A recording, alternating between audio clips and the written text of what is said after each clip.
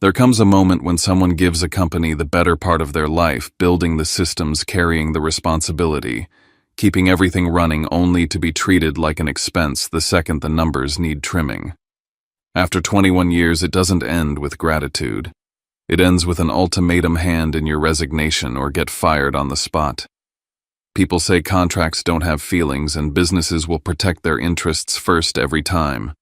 So when a company tries to pressure an employee into signing away their own rights, what's the right move? Stay quiet to keep things smooth, or stay calm. Use the law and let a single sentence decide what they truly owe. Before we dive into today's story, let us know where you're tuning in from. It's always amazing to see how far these stories travel, and don't forget to subscribe so you won't miss what comes next. Now I'd like to invite you to listen to his confession. My name is Briar Halden, but almost nobody at Kestrel Works calls me that. To most people on my floor, I'm Brix Briar Brix Halden, 31 years old, Senior Director of Enterprise Operations, headquartered in Charlotte, North Carolina. And I'm going to start with something small that anyone who's ever lived inside a corporate calendar understands in their bones. Friday afternoons. Not the normal kind when people are half out the door and Slack goes quiet and the building exhales. I mean the kind of Friday afternoon where a meeting appears on your calendar like it was always there. No context, no agenda, just a bland subject line and a time slot that feels like a trap. Those meetings don't show up because someone wants your opinion. They show up because someone wants your signature. Kestrel Works is an enterprise software company. We build and maintain ERP systems for manufacturing and logistics clients' plants that run on brutal schedules, warehouses that don't get to pause operations. Managers who call because an error in a dashboard isn't a number on a screen to them. It's a production line about to stall. It's a shipment that's about to miss a window. It's money burning in real time. That's the world I've lived in for years. My team sits across time zones and continents. We keep client systems stable. We manage the messy reality of legacy integrations. We keep vendors aligned. We handle the things nobody brags about in town halls because they're not shiny. They're just necessary. And in that world, I became something most executives don't notice until they try to remove it. I became the institutional memory. I'm the person who knows why a process exists, even when the documentation says it shouldn't. I'm the person who can find an email from 10 years ago that explains why a vendor clause was negotiated a certain way. I'm the person who remembers which client demanded the workaround, which integration broke 3 times before it stopped breaking, which temporary fix became permanent because it kept the company alive. My email archive stretches back further than most people's tenure. My vendor relationships predate half the leadership team that used to sit on the 4th floor before the acquisition. I can tell you why our reporting pipeline is built the way it is, which client will quietly leave if you disrespect the old rules, and which vendor contact still answers my call because I've never once thrown them under a bus. I'm not saying that to brag. I'm saying it because it matters. It's the reason everything that happened next wasn't personal. It was mathematical. There was one more thing that mattered too, something they never thought to read carefully because it didn't look like a weapon. My employment agreement. Not the headlines. Not the summary page. The actual language. Every clause. Every appendix. Every addendum that people sign on autopilot because they want to get back to their day. I read it like it was the only thing that would still speak for me when the room went quiet. Here's the part people always ask first, the part that has to make sense or nothing else lands. How does a 31-year-old have 21 years at the same company? I didn't fall into Kestrel Works as a polished MBA with a title. I walked into it at 16 with a cheap badge and a seasonal schedule. My first job here wasn't operations. It was basic warehouse support work that sat in the cracks between departments, the unglamorous stuff. Printing pick lists when the system hiccuped, running cables, helping a stressed-out project coordinator find the right spreadsheet before a client call. I got that job because Kestrel Works had a program for local students, and because I was the kind of kid who preferred being useful over being impressive. From there, it became co-op rotations, summer stints, early morning shifts before classes, late-night deployments that someone needed a responsible pair of hands for. Then college. Then a full-time offer. Then years where I barely noticed the calendar flipping because the work never stopped. On paper inside the HR portal, where everything is clean and bloodless, my tenure is continuous. Every phase has an employee ID, a payroll record, a trace. I never left. I just grew up inside the same system. Kestrel Works wasn't just the place that paid me. It's where I learned how companies actually breathe, how they lie, how they justify, how they decide who matters, how they pretend it's all strategy when it's really fear and ego. That's why when Vantrell Dominion Partners acquired us, I didn't need anyone to explain what was coming. The announcement day was staged like a celebration. The town hall was bright, perfect lighting, flawless slides, the kind of polished optimism that tries to make people feel lucky to be owned. The auditorium smelled like coffee and new carpet cleaner, and Cade Loring, our new CEO, stood on stage like he'd been hired for his posture alone. 35 sharp suit, perfect teeth, the kind of confidence that sounds like certainty even when it's built on nothing. He said all the right words: partnership, synergy, investment, stability. Nothing fundamental is going to change. Your positions are secure. We value the culture here. We're committed to preserving expertise. If you've worked long enough, you learn that nothing will change is corporate language for everything is about to change. And we need you calm while we set the table. Behind Cade stood Mason Quell, our new CFO.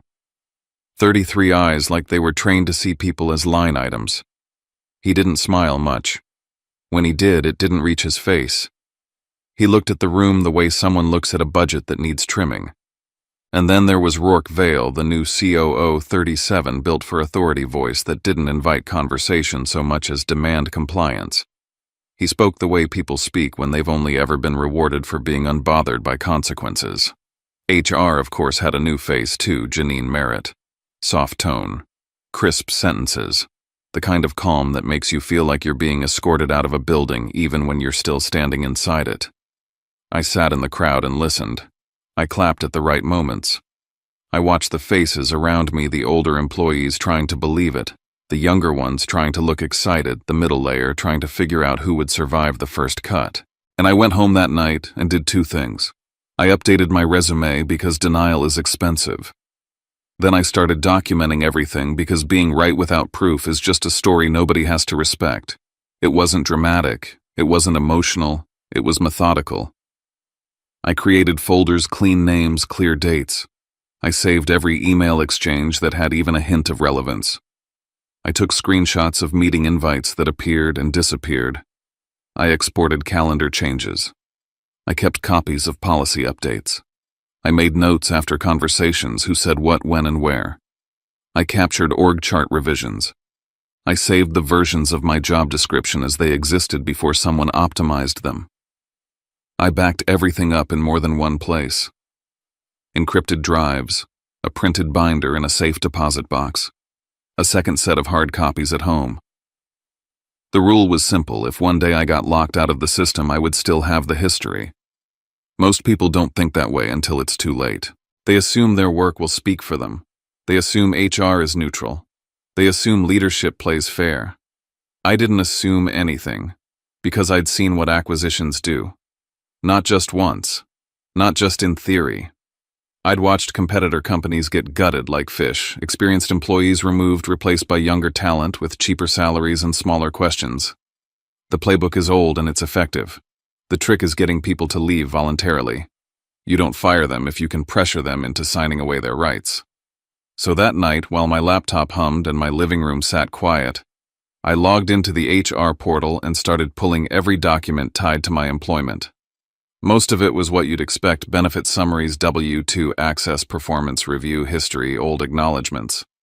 But buried deeper under a tab that most people never click unless they're doing taxes or disputing something was a file labeled like it was nothing. An appendix. A dusty addendum from years ago attached to my employment agreement and updated when my compensation package changed. It wasn't flashy. It wasn't bold. It didn't announce itself as important. Which is exactly why people ignore it. I opened it, read it once, then read it again, slower. I printed it not because I was dramatic, but because paper can't be deleted from a server. I slid it into a folder and wrote one word on the tab in black ink: contract. And I didn't tell anyone what I'd found. Not yet. I wasn't even sure how it would matter. I just knew it would. The first real sign they'd started moving came a few days later, and it wasn't loud. It was absence. I stopped getting copied on certain email chains, ones I'd been on for years. A strategic planning session I always attended suddenly had a new owner, and my invite got quietly removed like an error being corrected. A meeting I'd chaired for multiple quarters was canceled on my calendar with a bland note reassigned. No explanation, no conversation, no respect. Just a silent reshuffle that told me everything I needed to know. They weren't here to build. They were here to cut. And then late one afternoon I received an email with a subject line so harmless it could have been a lunch order. Operational Alignment Meeting. The recipient list told the real story. It was missing names. The names of the people who'd been here long enough to remember the last time the company tried to reinvent itself and nearly broke in half. The names of the people who understood the systems deeply enough to push back. The email looked clean. Innocent, even. But I knew what it was. The first round. And once I saw that list, I stopped wondering if they were coming. I started counting down to when they'd reach me. The first layoffs didn't happen with a bang. They happened with polite language and locked doors. It was a Tuesday morning early enough that people were still carrying their coffee like a shield. The elevators opened and closed with the usual rhythm. But something felt different. Too many managers standing in quiet clusters, too many forced smiles, too many people checking their phones like they were waiting for instructions. By lunchtime, 15 employees were gone. Not gone in the way people quit and send a farewell email. Gone in the way the building erases them. They were called into private meetings one by one. Their badges were collected. Their laptops were handed to IT. Their accounts were disabled within hours. Slack icons went gray. Names disappeared from shared documents like they'd never been there. Janine from HR called it organizational realignment. She said it with the same calm she used when reminding people to submit open enrollment forms. She didn't raise her voice. She didn't flinch. It was clean. Efficient. Quiet. And because it was quiet, it was cruel. The people they targeted weren't the ones making mistakes. They were the ones making more money, the ones with long tenure, the ones whose knowledge didn't fit into a slide deck, and the consequences showed up immediately because Kestrelworks isn't a company where you can remove experience like a broken part and expect the machine to run. Within 48 hours, one of our oldest vendors sent an email that should have been routine a renewal confirmation with a clause question. Normally that email would have gone to Glenn, someone who'd negotiated those terms years ago and knew the vendor's patterns like muscle memory. But Glenn was one of the people realigned. No one else knew who the primary contact even was, let alone which clauses we could push back on without triggering penalties. The vendor didn't care about our internal reorg. They cared about their deadline. They cared about leverage. So the email bounced around like a hot pan. By the time it landed on my desk, the vendor was irritated and we were already behind. I fixed it because letting a relationship rot over internal politics is how companies bleed out slowly. Then a client issue hit. A manufacturing client, one of the big ones, started complaining about discrepancies in a legacy reporting module. The kind of module nobody touches because it's stitched into 5 other systems like old scar tissue. The kind of module that breaks if you look at it wrong. They weren't angry at first. Just frustrated, confused. What changed? The operations manager asked, voice tight. This report has been stable for years. The truth was simple, nothing changed in the code. What changed was the human layer. The people who knew how to interpret the quirks were gone, and Mason Quell stood at the edge of the storm like a man watching weather from behind glass. He didn't seem moved by the fact that families were losing income, that careers were being snapped in half. He seemed satisfied by the neatness of the reduction, like he'd cleaned up a messy spreadsheet. When you've been around long enough, you learn to recognize the difference between leadership and accounting. Mason wasn't leading anything. He was optimizing. And then quietly the attention shifted toward me. At first it was subtle enough that anyone could have called it coincidence. A strategic meeting I'd facilitated for years suddenly had a different host, and I found out by noticing my invite was missing. Not removed with explanation, just absent. Approval authority I'd held as part of my role routine operational decisions that kept projects moving was reassigned to someone else without a formal notice. I discovered it when a workflow bounced back with a new name in the approver field. Then came the most common trick: exclude someone from the communication and blame them for not being informed. A major client project thread moved forward without me. I wasn't copied, I wasn't tagged, I wasn't asked for input. Then in a meeting, Rourke turned his head and asked in that tone people use when they want an audience to notice your failure why I hadn't raised concerns earlier. I looked at the screen where the email chain was projected. My name wasn't on it. I could have snapped. I could have made it a scene. It would have felt satisfying for about 5 seconds. Instead, I said evenly, I wasn't included on that thread.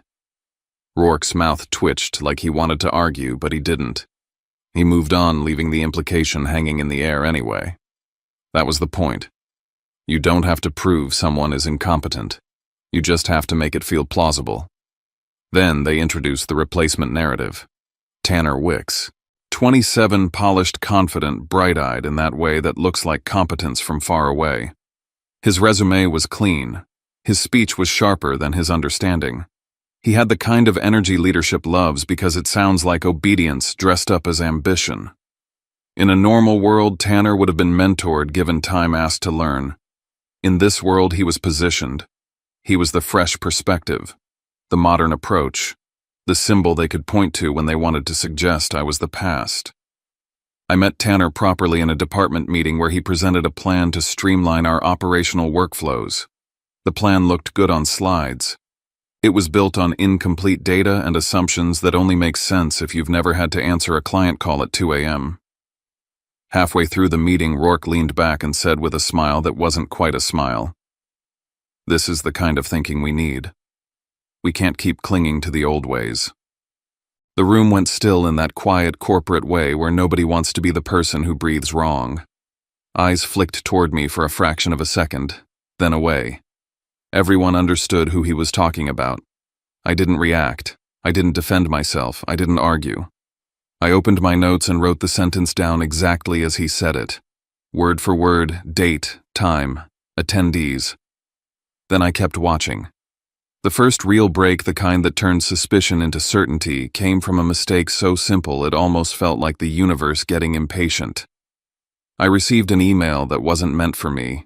It wasn't a dramatic leak. It wasn't a whistleblower confession. It was a file attached to a chain that got forwarded to the wrong distribution group during a rushed back and forth. A slide deck.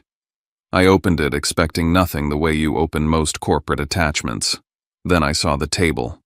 Cost tiers. Employees categorized by compensation band with notes that were supposed to be internal shorthand, the kind executives use when they think language can wash blood off numbers. There was a column with a phrase that made my stomach go cold, not because it surprised me, but because it confirmed everything. Legacy high comp, low replaceability risk. My name was there. Not under performance. Not under leadership. Not under value. Under cost. Next to it, a note that looked like someone thought they were being clever. Role can be rescoped.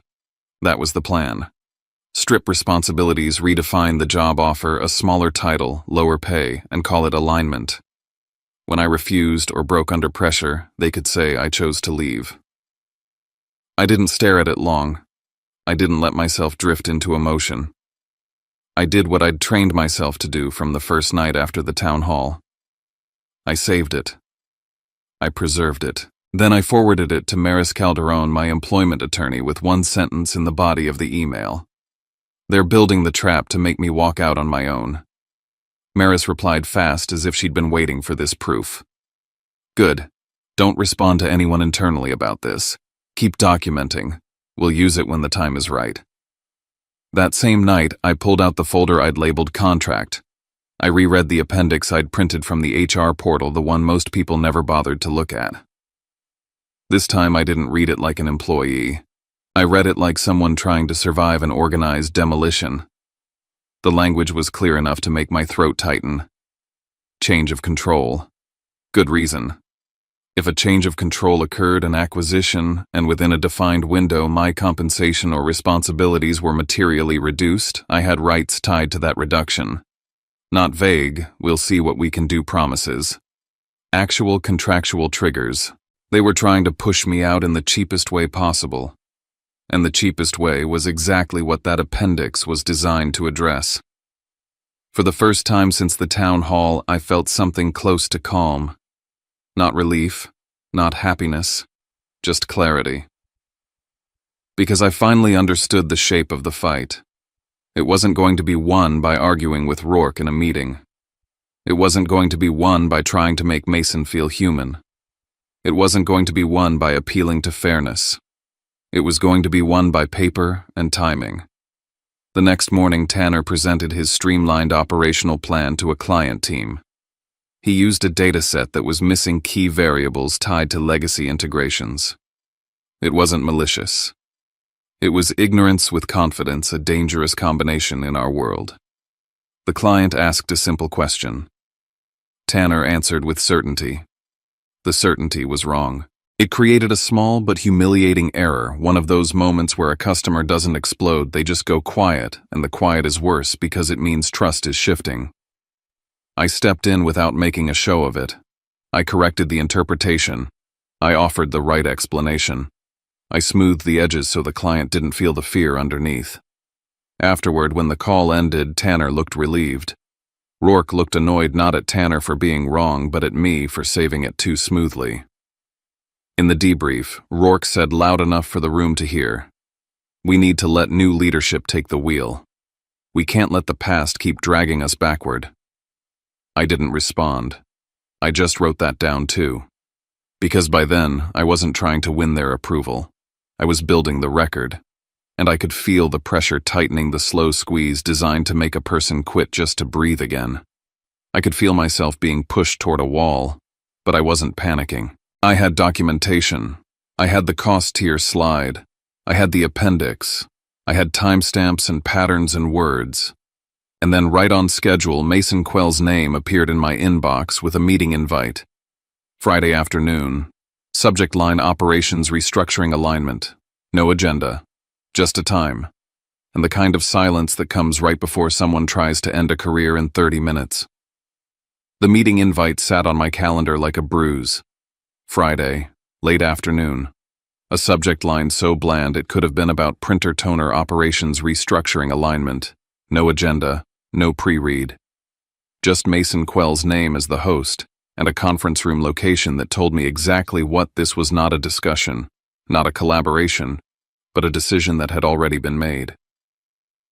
By the time I stepped off the elevator on the executive floor, the building had that end-of-week hush to it. People were gone, or pretending to be gone. The lights felt whiter up there, like the air had been scrubbed of anything human.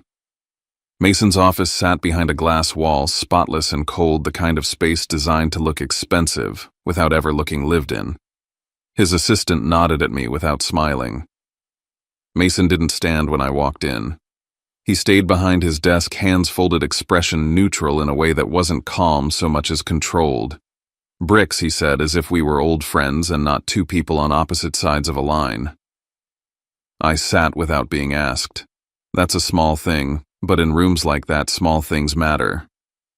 You give up your posture, you give up the pace, you give up the feeling that you belong there. Mason leaned back slightly and started talking in that slow, rehearsed way that always signals someone is about to present a problem as a favor. "We've been reviewing operations," he said, "aligning with Vantrell's framework, standardizing roles, creating more flexibility." He talked about efficiency like it was a moral value, about right-sizing like it was a natural law. He didn't use the word cut because people who cut don't like to admit they're holding the knife. Then he slid a folder across his desk. Not shoved. Not thrown. Placed carefully. Like a gift. Inside was an offer that wasn't an offer. He called it a new role, a repositioning that would better match the evolving needs of the organization. The title was Smaller Senior Operations Coordinator, something that sounded like a step down, even if you'd never seen an org chart in your life. The job description was almost identical to what I was already doing, except the power was gone. Fewer approvals, less authority, more reporting up. Responsibilities redistributed for balance, and the salary. It was a deep cut, the kind that makes your stomach drop even if you already expected it. A number so far below my current compensation that it wasn't about budgeting. It was about humiliation. It was about making the choice feel inevitable. Mason watched my face, probably waiting for anger, pleading panic. Some sign that he could use later to paint me as unstable or unprofessional. I didn't give him any of it. I looked at the paper like I was reading a menu. I let the silence stretch just long enough to make him uncomfortable. Then I said the only thing I'd rehearsed for a moment exactly like this. I'll need time to review this. Please send it to me in writing. His eyes tightened the smallest flicker. He'd wanted me to react. He'd wanted a scene he could claim proved I was resistant. He'd wanted me to say something sharp so he could call it insubordination. Instead, I gave him a sentence that created a record and bought time. Mason tilted his head as if he was offering patience. Of course, he said. But we'd like to move quickly. There are a lot of moving parts.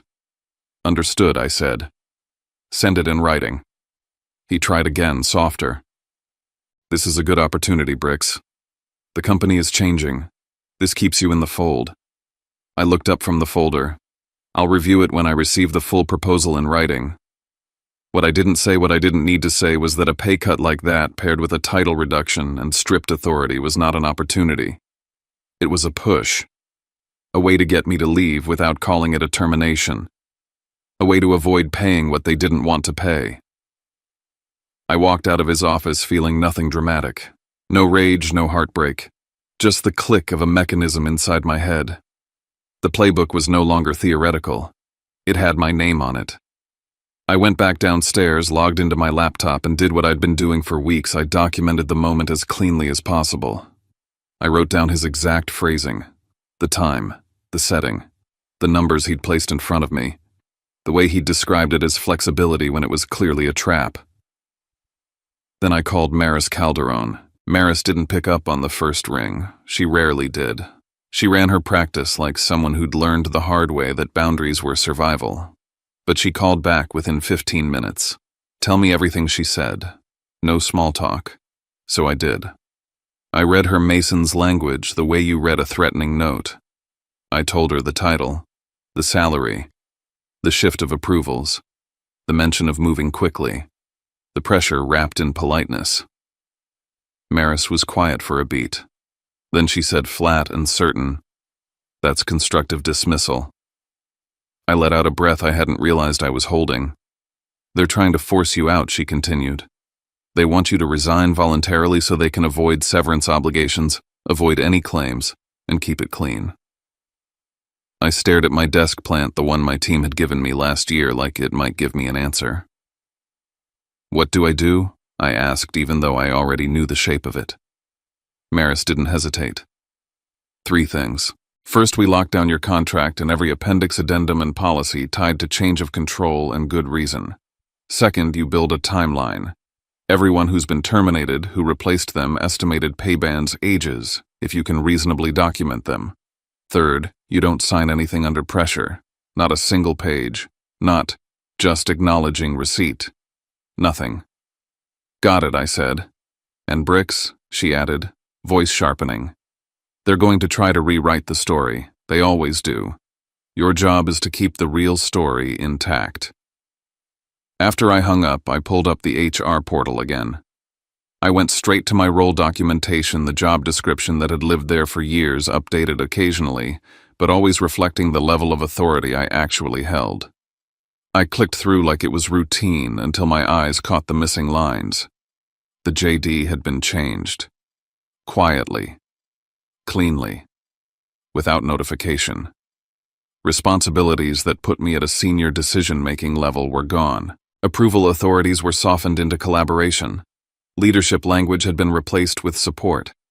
Anything that proved I was central to operations had been diluted into something that could be re-scoped without sounding like a demotion. It was subtle enough that most people wouldn't catch it. But I'd been watching for exactly this. Because in a few weeks they'd sit across from me and say with perfectly straight faces, "Your role has shifted. The responsibilities are different. The pay aligns with the updated scope, and if I didn't have proof, it would become my word against theirs.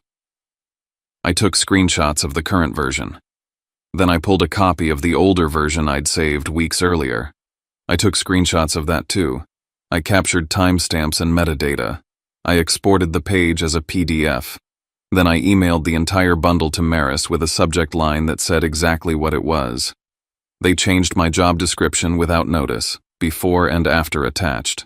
Maris replied with 2 words. Perfect. Keep going. That night, my phone buzzed with a message from Nina Park. Nina was one of my operations leads, sharp, reliable, the kind of person who could keep a client calm and a team focused at the same time. Nina didn't gossip. She didn't exaggerate. If she reached out, it was because something real was happening. Her text was short. No greeting. No filler. Be careful. They're asking HR for your performance data, not to review it, but to find language to use against you. I stared at the message for a long second. It was the confirmation I hadn't wanted but had been expecting. They weren't looking for truth. They were looking for phrases. Words that could be lifted out of context, polished, and presented as evidence of misalignment. I typed back slowly. How do you know? She replied almost immediately. I heard it in a meeting. They want something that justifies the restructure. Don't give them anything off the record. Use email. Use policy. Use documents you already have rights to access. I didn't ask her for files. Nina was already taking a risk by warning me. Asking her to cross a line would put her in danger and taint anything she provided. Instead, I thanked her. Quietly. Then I opened my folder again, the one labeled contract, and I laid the pieces out mentally like a mechanic looking at an engine. I had the cost tier slide. I had the appendix with change of control language. I had evidence they were stripping my job description. I had the pattern of exclusions and the timeline of cuts. I had Nina's warning that they were hunting for wording. What I needed next wasn't a long explanation. It wasn't a speech. It wasn't an email chain where I poured out frustration and gave them something to misuse. What I needed was a sentence. Maris had hinted at it during our call, a strategy built on timing and precision. She didn't want me charging in. She wanted me waiting, letting them take the next step, letting them expose themselves. So I started drafting something simple. Not a resignation letter yet, not in final form. Just a framework. One line that controlled when anything became real. One line that didn't argue. One line that didn't plead. One line that would force them to deal with obligations they'd been hoping to avoid. I wrote it, deleted it, rewrote it, then saved it in a folder that wasn't on my work system. I didn't send it to anyone. I didn't even print it. I just put it in position the way you place a key in a lock before you're ready to turn it. The following Monday, an email arrived in my inbox from Janine Merritt in HR. The message was short and careful. Please report to Conference Room D immediately. No greeting, no context, no explanation, and it wasn't an invitation. It was a summons. I stared at the screen for a long second, then closed my laptop with deliberate calm. I stood up, smoothed my shirt, and walked out of my office like I was going to any other meeting. Because I'd been waiting for this moment since the day Cade stood on stage and promised nothing would change. When a company forces someone to choose between resigning and being fired, they think they're closing a door. Sometimes they're opening one. The days after that HR email felt like living inside a staged photograph. Everything looked normal if you didn't know where to look. People still smiled in the hallway. Calendars still filled up. Slack still chirped. The coffee machine still hissed and sputtered like it always had. But the tone was wrong. Polite in a way that wasn't kindness. Polite in a way that felt like fear. Conversations ended too quickly when someone senior walked by. Laughter sounded a half-second late. Doors closed softly but firmly, and my calendar was being carved into something smaller. Meetings that mattered, client escalations, vendor negotiations, cross-functional sessions where decisions actually got made started disappearing from my week. Not all at once. One by one, in their place appeared check-ins. 15 minutes, 20 minutes. No agenda. A recurring slot with someone who used to work for me now touching base as if I needed supervision. It was a slow squeeze, a controlled erosion designed to make me doubt myself, doubt my position, doubt my worth, to make the job feel like a room with less and less air. I didn't panic, I didn't lash out. I shifted fully into collection mode, because I could feel what they were building. They weren't just trying to push me out. They were trying to create a story where I deserved it. The first attempt came through operations itself, through a gap they created on purpose. One morning I got a notification that a key approval step in a deployment workflow had been reassigned. It wasn't dramatic, just a change in a drop-down field. The approver for a specific gate one that historically came through my office was now Tanner Wicks. No announcement, no email, no meeting. Just a silent transfer of responsibility. 2 days later, a major manufacturing client reported a data mismatch in an inventory reporting module tied to their supply chain forecasts. It was one of those issues that looks small until you understand what it does to a plant schedule. The numbers were off. Not by enough to trigger a total shutdown, but enough to make a client stop trusting the system. Rourke called an emergency meeting. The room was full. IT, client success, a couple of project managers, Tanner sitting upright like he was about to prove himself. Me on the far side of the table watching the way Rourke's eyes moved. Rourke didn't ask, what happened? He asked, why didn't we catch this? The phrasing mattered. It was an accusation disguised as a question. Then he turned to me just slightly as if it was natural. Bricks, he said, this used to be under your oversight. Why wasn't it controlled? For a fraction of a second I felt the heat in my chest, the instinct to defend myself with words. To explain the reassignment, to point out the trap, to make it clear to everyone in the room what he was doing. But words are easy to distort. Words become tone. Words become attitude. Words become resistance. So I didn't argue. I asked one calm question. Can we pull up the workflow history for the approval change? Rourke's jaw tightened almost imperceptibly. The project manager fumbled through the system and pulled up the audit log. There it was, time-stamped, undeniable. The approval reassignment, the date, the exact minute, the account that made the change. It wasn't me. Rourke didn't apologize. He didn't acknowledge the implication. He just nodded as if we'd checked a box and moved on. That was how he operated. Never admit, never concede, just pivot. But the room had seen it. Not everyone would say it out loud. But they'd seen the shape of the game.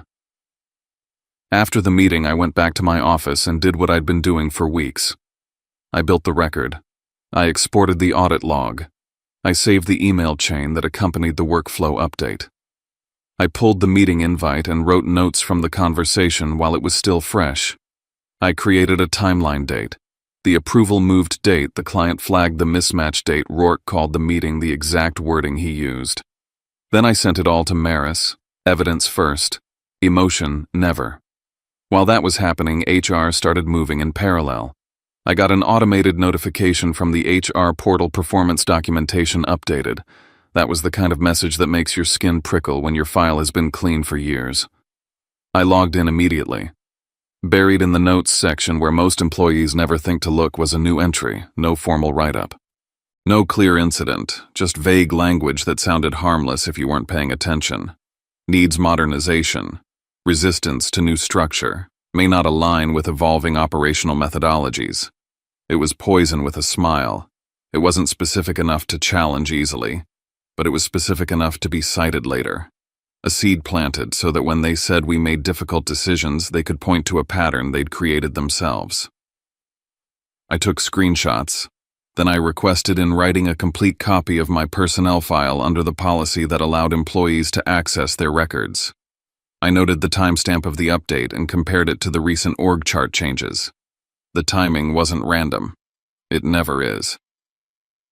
2 days later, the third confirmation arrived in my inbox, delivered by someone else's carelessness. An internal email chain got forwarded to a distribution group that included me. I don't know whether it was a rushed assistant, a misclick, or a panicked executive trying to move too fast. All I know is it landed where it shouldn't have. The language wasn't profane. It didn't need to be. It was corporate, measured, and cold enough to make the intent obvious. reduce legacy payroll burden, replace with lower-cost talent, normalize compensation bands. Those phrases sat on the screen like a confession written in a dialect that only executives think is invisible. My name wasn't highlighted in red. Nobody wrote "get rid of bricks." They were smarter than that. But there was a reference table attached, another version of the cost tier framework I'd already seen, and a single line that made my hand go still on the mouse. BH situation resolved before Q4. My initials. My timeline. My life reduced to a task on a corporate checklist. I saved the email with full headers. I exported it. I stored it offline. I preserved metadata the way Maris had taught me, because in a fight like this, I saw it as never enough. Not long after, I ran into Nina near the break room. She didn't stop. She didn't look at me for long. She kept walking like we were strangers passing in a hallway. But as she passed, she said low enough that only I could hear. "They've got a folder. The same folder they used on the others." I kept my face neutral. "What kind of folder?" Her eyes flicked once, quick and sharp. "Resignation papers. Release language. Severance that's identical for everyone. They give you a deadline so you'll sign without reading. Don't." She didn't wait for my response. She kept moving. That was Nina's gift to me. Not documents, not leaks. A warning timed precisely, delivered in a way that couldn't be traced. I went back to my office and sat down with a strange calm settling over me, because now I had the full shape of it. They were building a case. They were creating gaps in oversight and trying to pin operational failures on me. They were rewriting my personnel file. They were speaking about reducing legacy payroll like it was a public service. They were preparing a standard severance folder to push across a table and act like it was generous.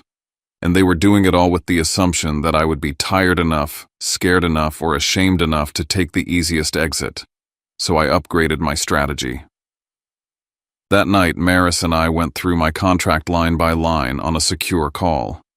We didn't talk about feelings. We talked about triggers, definitions, time windows, obligations, base pay through lawful separation, accrued PTO, expense reimbursements, bonus language and payout conditions, equity and change of control vesting, severance tied to good reason within the defined period after acquisition, attorney fees, penalties for late payment where applicable. I built a spreadsheet with multiple tabs, each one a category, each line item tied to documentation, contracts, policy pages, emails, performance metrics, client revenue numbers, anything that could anchor a claim in reality.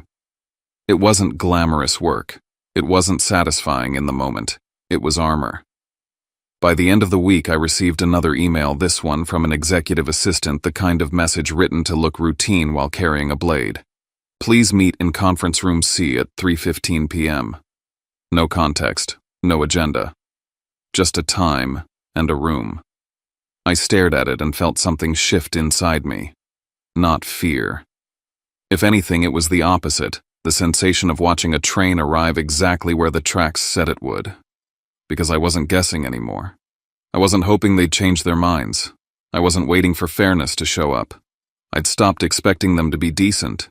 And once you stop expecting decency, you can plan with clarity. I opened the folder on my personal drive where the short letter sat still, unnamed, still not printed. I read the sentence again slowly. I made one small adjustment, not to make it dramatic, but to make it precise. Then I closed the file. I didn't print it yet. I just left it there ready. And I told myself the same thing I'd been telling myself since the day Cade promised stability under bright lights. When they tried to force me to choose between resigning and being fired, they believed they were controlling the outcome. What they didn't understand was that I'd already started writing the rules they were about to step into. The morning of the meeting, my phone wouldn't stop buzzing. Short messages, careful ones. The kind people send when they already know the answer but need to ask anyway. "Everything okay? Hey man, you good? Just checking in." I didn't respond to any of them. Maris had been clear the night before. Once they moved to a formal meeting with HR present, silence becomes strategy. Anything I said to coworkers could be twisted into admissions, state of mind, or intent, so I let the messages stack up unanswered and focused on the only things that mattered. I printed my employment agreement, the full version, not the summary, not the onboarding copy, every page, every appendix. I printed the change of control addendum and the section tied to good reason. I printed snapshots from the HR portal showing the altered job description and the newly added performance notes. I printed them because paper can't be edited after the fact. And then I printed one more thing. A single sentence. I folded it carefully and slipped it into the inside pocket of my jacket where it sat flat against my ribs like something alive. The walk to conference room C felt longer than it should have. Not because I was nervous, but because the building was quiet in a way that made every footstep echo. When I pushed the door open, the scene inside confirmed everything I already knew. Cade Loring sat at the head of the table, posture perfect, hands folded like he was about to deliver condolences. Mason Quell sat to his right, jaw tight, eyes sharp. Rourke Vale leaned back slightly, arms crossed, already bored with the outcome. Janine Merritt from HR sat at the far end, notepad open, pen aligned, expression neutral in that practiced way HR professionals learn early. They were all on one side of the table. I was alone on the other. On the table between us were folders, pens, and a neatly printed resignation letter with my name already typed at the bottom. Cade started, voice smooth, sympathetic, rehearsed. "Bricks, thank you for coming in. We appreciate your time today." He spoke slowly, carefully, as if every word had been approved by counsel. "As you know, the company is undergoing restructuring following the acquisition. We've taken a hard look at our leadership model and where we need to go moving forward. These decisions weren't made lightly." He paused, letting the silence do some of the work. "We've decided it's time to move in a different direction." Mason slid the folder toward me with 2 fingers. "We're offering you 2 paths," he said. "Option 1, you resign effective immediately. We'll provide a small severance package and a neutral reference. Clean exit." Rourke leaned forward just enough to be seen. "Option 2, he added, we terminate your employment as part of the restructure. No severance. And we document it accordingly." The message was clear even without the words. Resign or be fired. Cade nodded, as if this were all very reasonable. "This is the best way to leave with dignity," he said. I didn't open the folder. I didn't touch the pen. I didn't look at the resignation letter they'd prepared for me. Instead, I looked at them. "I don't agree with your assessment," I said calmly. Cade tilted his head. "Are you saying you don't believe you're aligned with the new model?" "I'm saying I don't agree that my role is redundant," I replied. "And I don't agree that the conclusions you're drawing reflect my performance or responsibilities." Mason jumped in quickly, the way people do when they want to steer the conversation away from substance. "This isn't about fault, it's about fit." "Then please put all proposals in writing," I said. "I'll review them." Janine glanced at the clock on the wall. "You have 30 minutes, she said evenly. Mason tapped the pen against the table. "This is a formality. Just sign, and we can all move on." That was the moment I recognized exactly where I was. The same room others had been led into. The same language, the same pressure, the same artificial urgency designed to shut down careful thought. I took a breath and said the sentence that made the air change. "I'll resign." The reaction was immediate. Cade's shoulders relaxed. Mason exhaled like someone who'd just won a hand he thought might go bad. Rourke smiled barely. Janine slid the resignation letter closer to me and offered the pen. "Sign here," she said. I raised a hand, stopping the motion. "I'll write my own resignation." The room froze. Cade blinked. "We've already prepared one that covers the necessary legal resignation as a personal statement," I said, keeping my voice steady. "If you're dictating the language I'm allowed to use, then it's not voluntary." Silence. This was the moment they had to choose between control and appearance. If they forced their document on me, they'd expose the coercion they were so carefully trying to hide. Cade nodded slowly. "Fine," he said. "You can write your own. But we need it today." You'll have it before the end of business, I replied. I stood, collected my papers, and walked out of the room. Behind me, they were already celebrating quietly. I could feel it. They thought I'd folded. They thought this was done.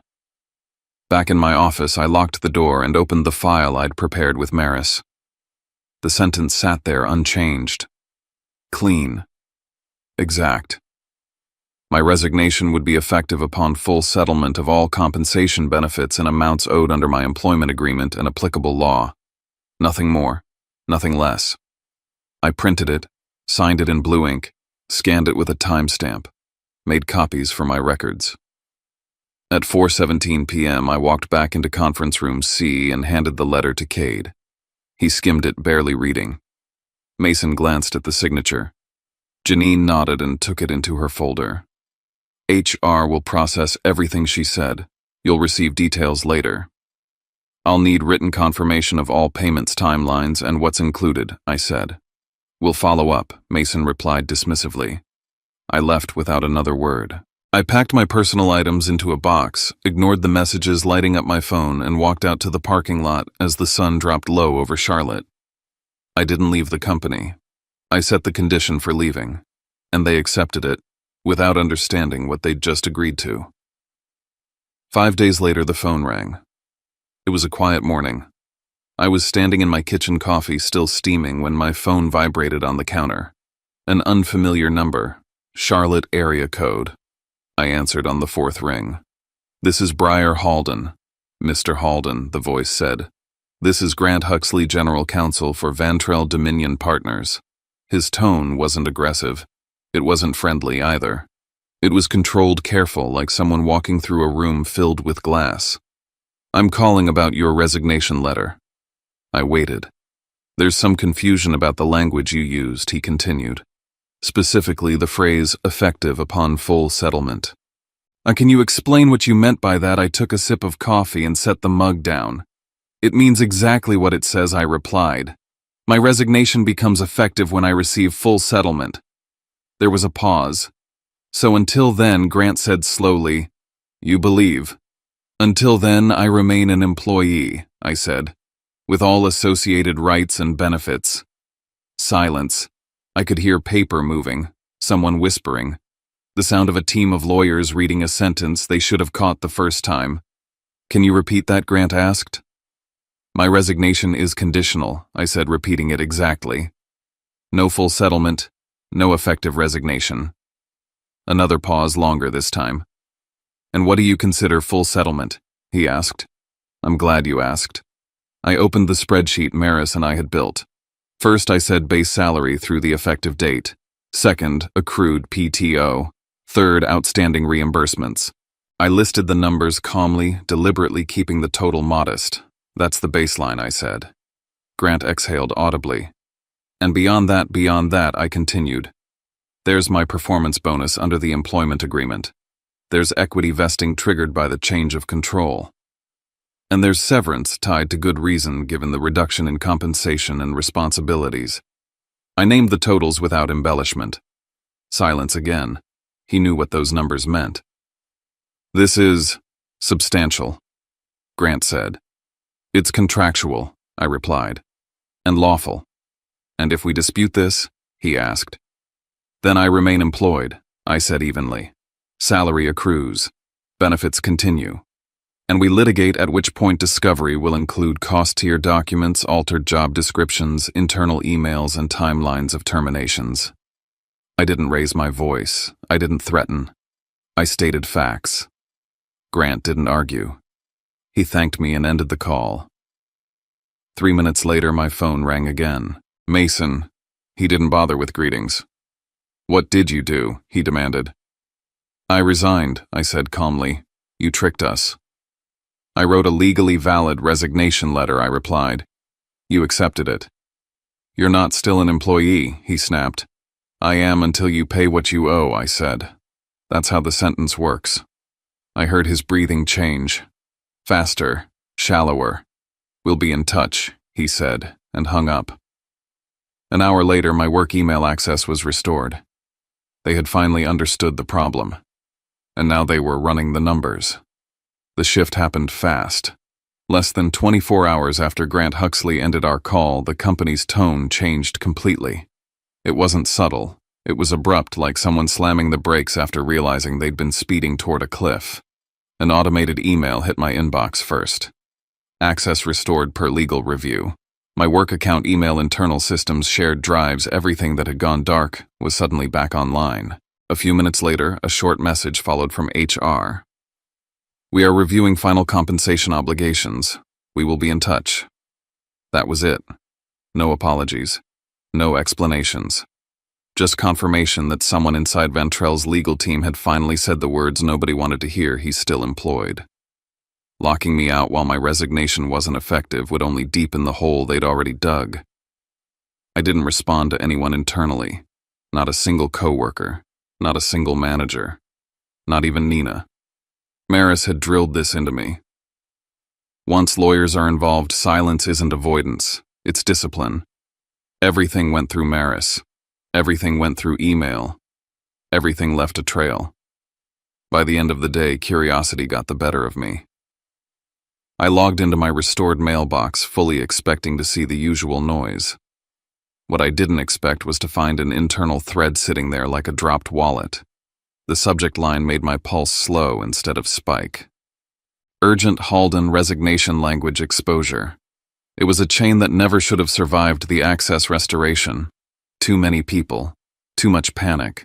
Too much honesty written in the rushed shorthand executives use when they believe nobody outside the circle will ever read it. I opened it carefully. Someone had written plainly that they had accepted my resignation without reviewing the language. Another person flagged potential exposure related to good reason and change of control provisions. A third warned explicitly not to create written records about intent or pressure. Do not put anything in writing that suggests coercion. They weren't confused.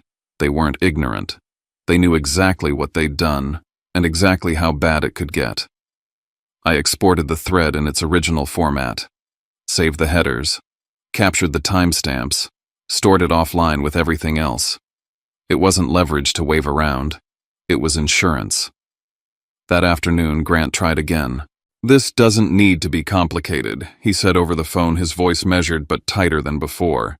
"If you'll just confirm that your resignation is effective immediately, we can release severance as discussed." "I've already been clear," I replied. "All communication goes through my attorney. And my resignation already states when it becomes effective." "There's nothing further to clarify?" he asked. "No," I said. "There isn't." I hung up and forwarded a short summary to Maris. The first settlement proposal arrived the next morning. It came dressed up in formal language and good intentions. Full and final. Take it or leave it. A generous gesture to avoid prolonged dispute. A deadline attached to make it feel urgent. The number looked large if you didn't know what it excluded. That was the trick. It counted base pay, unused PTO reimbursements, and a severance amount that barely rose above what they'd offered everyone else. It left out the things that mattered. Bonus language tied to performance.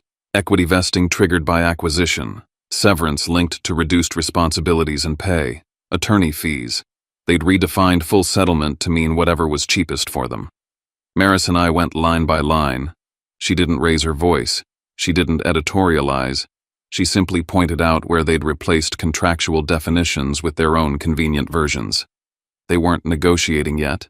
They were testing. So we responded with structure.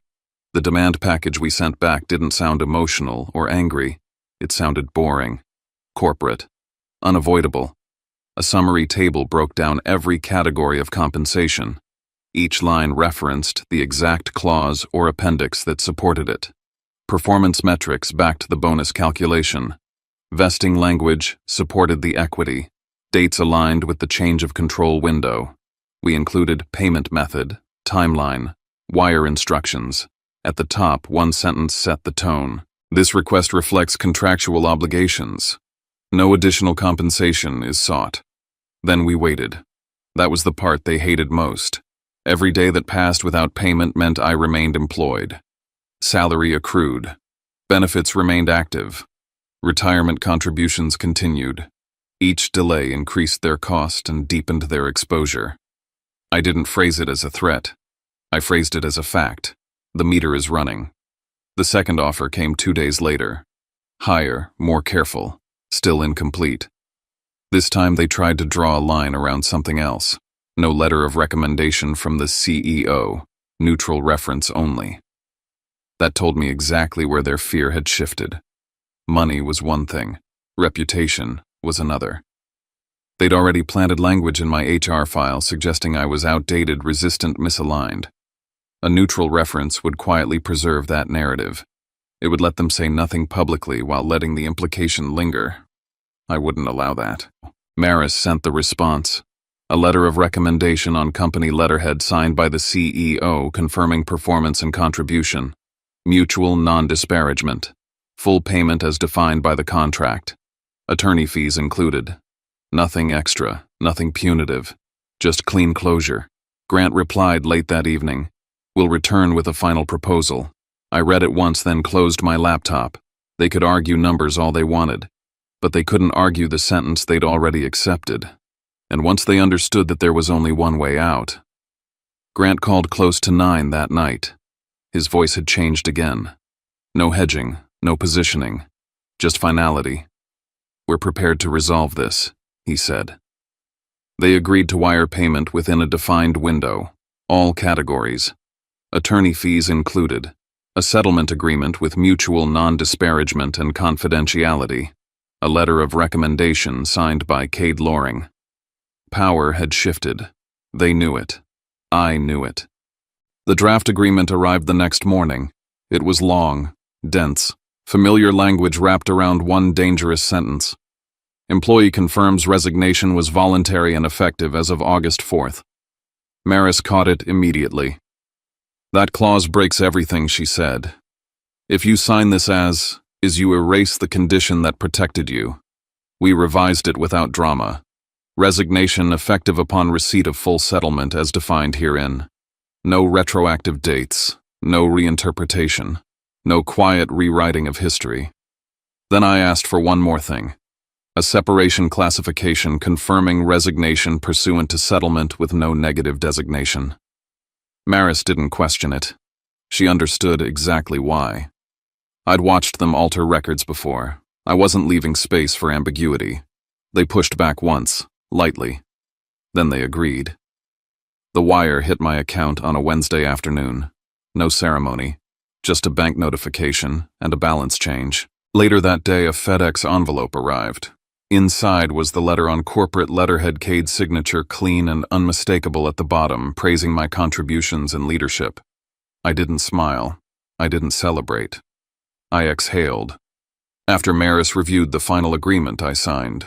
Only then did my resignation become effective, exactly as the sentence had always required. Weeks later, stories drifted back to me. A major client left after repeated reporting failures. A vendor relationship collapsed because nobody knew who to call. Implementation timelines slipped. Errors multiplied. I felt no satisfaction in it, just recognition. Systems fail when memory is removed. Cade didn't last the year. Mason left under pressure. Rourke stayed longer absorbing the fallout. As for me, I started consulting. Carefully, selectively, charging by the hour. People reached out. Quietly. People in similar situations facing the same polite pressure, the same folders, the same deadlines. I told them what mattered. Read the contract. Document everything. Never sign in panic. Sometimes winning isn't about hurting anyone. It's about making sure the rules apply to everyone. Brix's story ends here, but what it leaves behind stays with us a little longer.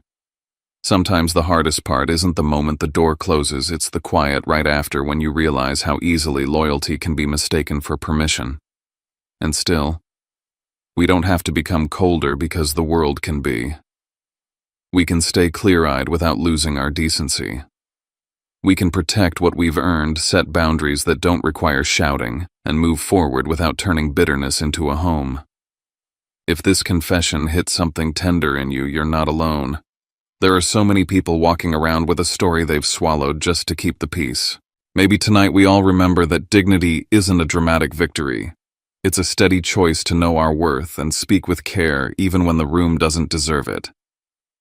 If you'd like to stay with this kind of storytelling, I'd love for you to subscribe just as a way to be part of a space where we listen, reflect, and share without judgment. And if you want to leave a few lines in the comments about what part stayed with you, or simply tell me what city you're watching from. Thank you for being here with us. I'll see you in the next story.